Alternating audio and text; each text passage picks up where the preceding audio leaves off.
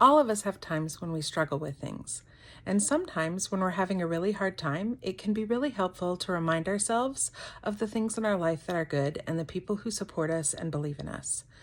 So one of the things I think is helpful is creating something I call first aid kits.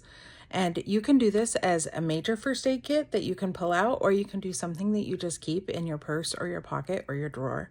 So it could be a little one. A major one would be a compilation of a whole bunch of things that remind you of who you are, who you're loved by, the things that you've gone through. So I have a folder that's on my bookcase at work.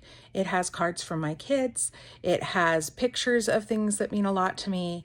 It has notes that people have written to me. It has reminders of things that I've gotten from other people. And that's something that helps me to be able to ground myself.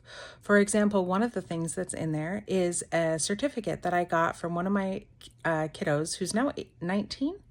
And they gave it to me when they were, I think, in first or second grade. And it was for Mother's Day.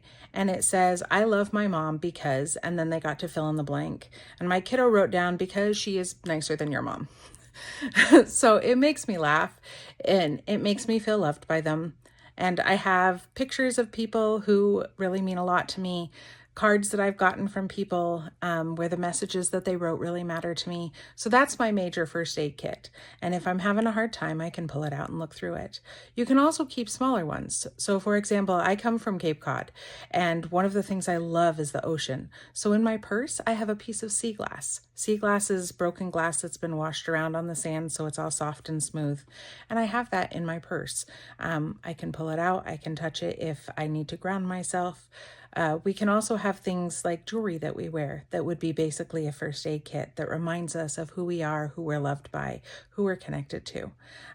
You could do this as things on your phone. So you could have a photo album that you label this. You could save quotes or save screenshots of text messages that really meant a lot to you.